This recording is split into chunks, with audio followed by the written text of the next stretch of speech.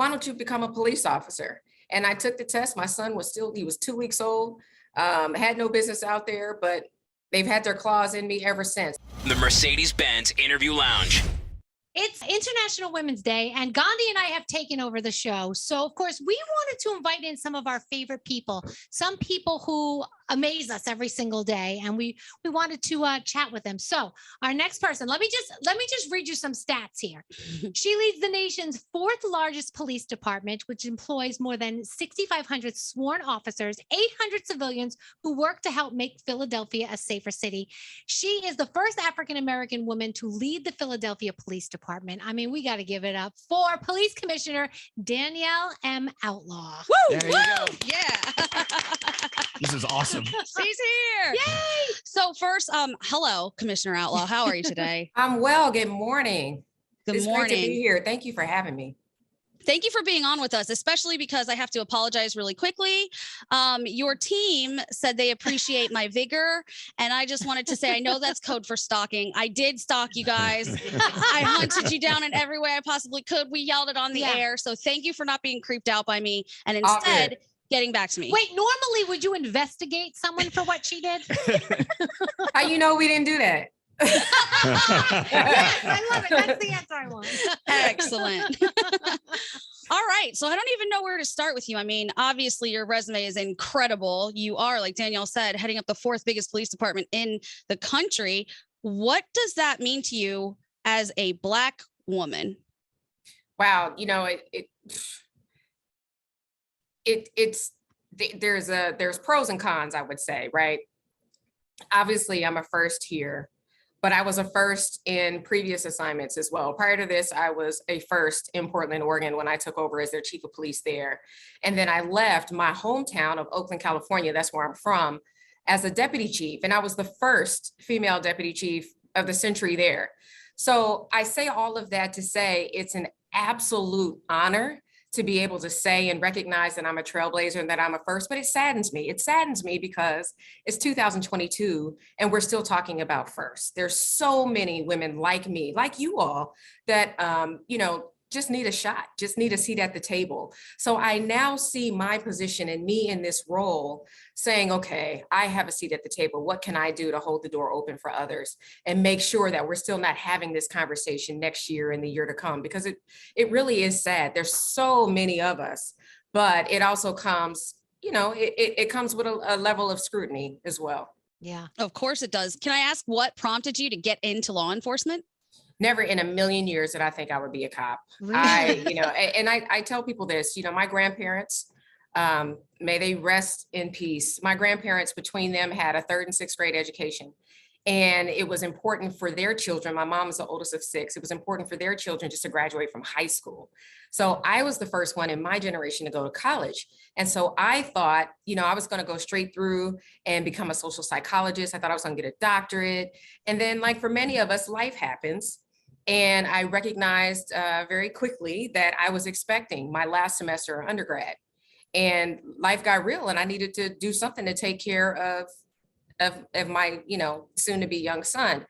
I had been a police explorer and a police cadet with the Oakland Police Department. And that all happened because of a dare in high school where someone said, I bet you won't get this assignment. We had to do this career exploration.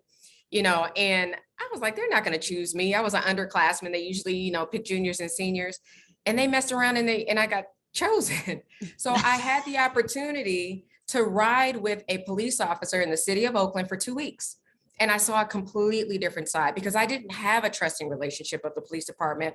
Not that I was raised to disrespect authority or not respect the cops, but my experiences with the police weren't favorable. My experiences with the police were them taking my loved ones away, right? And so I had this opportunity for 2 weeks to see the human being behind the badge, to see that this person was, quite frankly, could have been like my uncle. And I throw his name out all the time. His name is Tim Sanchez. I'll never forget him. And at the end of those 2 weeks, they said, we have something called an Explorer program. Would you be interested? We meet once a week. And it all opened from there. They told us about this cool uniform you can wear. My peer group changed. And I had the opportunity to fellowship with law enforcement in a completely different way that I had seen growing up. So when it came time for me to make, an adult decision about how I was going to take care of my son, on my own at the time, I was already working for the police department. And they said, you know what? Why don't you become a police officer? And I took the test. My son was he was 2 weeks old, had no business out there, but they've had their claws in me ever since. And so I figured I can somewhat still be a social psychologist, but in a different way, and work towards, looking at the, groups of individuals and why we do what we do and how, and still bring the empathy and the compassion that I think I bring in my lived experience, just in a different way in law enforcement from the inside, as opposed to doing it from the outside, pointing fingers, looking in. Wow. Isn't it funny how the universe has its way of putting us in the positions we need to be in? But going back to what you were just saying, your beginning journey was social psychology. In today's world, policing needs social psychology more than ever. It's about these community. It's about the community getting along and understanding each other, serving each other. And you're doing such a great job in Philly. And we have many friends that live there. They look, you know what? It's not always the most thankful job. People give you crap. People come at you, but you know what? You're still there. You're in charge. And I appreciate that. People sleep better at night because of that. I think that's so cool. That. Thank you. I know there's probably a million answers to this, but what is one way that you see bringing the community together? Like, what works? Well, we all agree. So if you want to take crime, for example, right? I don't think you'll find anyone, well, maybe you might find one person, but I don't think you'll find anyone that says violent crime isn't an issue. We have so much more in common than that which separates us.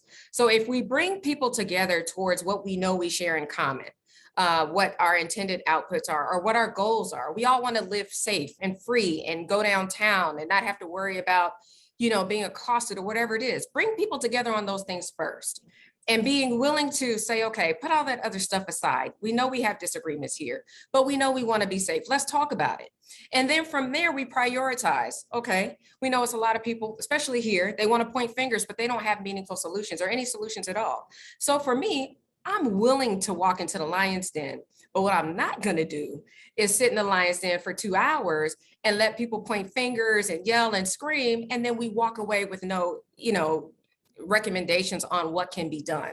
So I think focusing on what we all agree upon and recognize that there may be agreement to, around disagreement, but recognizing that we get more done together. When I got announced here, it was December 30th of 2019.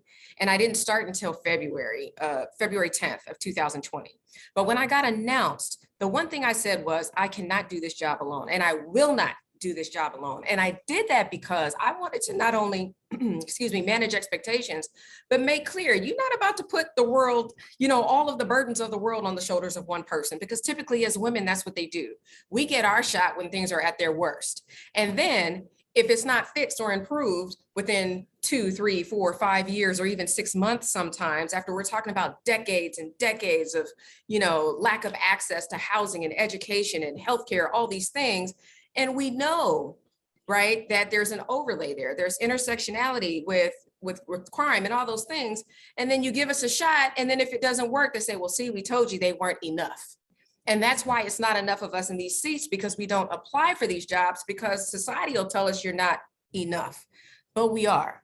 So all of that to say, I think the more we have representation in these fields, the more the community sees that there are more people like them, they're from lived perspective, demographics, or whatever it is, we continue to strengthen the trust that we need. And then we'll start seeing some measurable outcomes and attainment of our goals, quite frankly. That is an amazing way to put it. If you are just joining us, we're with Philadelphia's Police Commissioner, Danielle Outlaw. Thank you again for being with us. Quick question. You have also hosted some TED Talks, and one of the topics that I saw was humanity within authoritarianism. That's not the right way to say it. Something like humanity and authority. That's close. Humanity and authority. There we go. I think that is a very good overarching concept, not just for the police force, but for an employment situation with bosses in general. What are some of the key components to you when it comes to humanity and authority? We have to remember that we're all human beings. So, a lot of folks ask, well, what is the police chief or the police commissioner or the director or superintendent, wherever you are in the world? We have different titles, but it's the same thing. What do you do? And, you know, my sons are 23 and almost 21 now. And my oldest, when he was little, he used to go to school and tell people that his mom was the protector of the cafeteria. That's not my job, folks. That's not my job. What's wrong with that? Good job. That sounds like a heavy job to me. That's not my job. We make decisions, and we often make decisions that are very difficult and the decisions that no one else wants to make.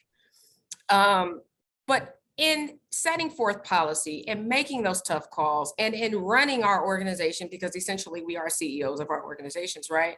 We have to remember that you can have the best plan on the planet, but if you don't have the resources, time, money, people, but specifically people to implement and execute said strategy, you might as well hang it up on the shelf. So I can have these great, I want to, you know, lower nonviolent or non-fatal shootings by 25% at the end of the year. I want to lower my homicides by 25%. And we're going to do it by doing blah, blah, blah, blah, blah. And if I'm not listening to my line level folks who say, wait a minute, that's not feasible. Let me tell you why. If I'm not willing to hear that, I am not respecting them in their positions, their subject matter expertise, and I'm not respecting them as human beings. So it's also my role as a leader to ask you, what do you need? How can I set you up, tee you up to be successful and thrive, right? That is finding the humanity through my use of authority there. But it's also recognizing as police officers that because we have the ultimate authority, right? We have the ability to take on someone's freedom, liberty. We have to bring our lived experiences and show compassion and show empathy and utilize our discretion and recognize that there's other alternatives to just taking people to jail. Or there's other alternatives, you know, to going to the absolute worst. There has to be consequences, but they should be proportionate. We have to recognize all of the other things that's going on in the world. So I say all of that to say it's okay. I hire people because I love the diversity they bring and the humanness that they bring. And within 3 to 5 years, sometimes we can easily lose that and become cynical because of what we've seen.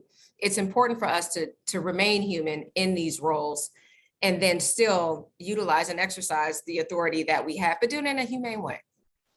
You are incredible. Amazing. You are the woman that I hope other little girls get to see now and say, hey, I can do that same thing. So thank you for all of that. We're so proud of you for it. And we have one goofy question to wrap it all up.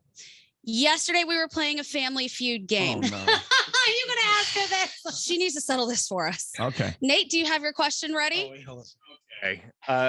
There was some controversy about the answer, and I think that you can settle which one was right here. Okay, so you know Family Feud, right? With Steve Harvey. Okay, so the question was, and the studio audience was polled, roses are red, violets are blue. If you're caught cheating, I will blank you. What'd you say? Cut you.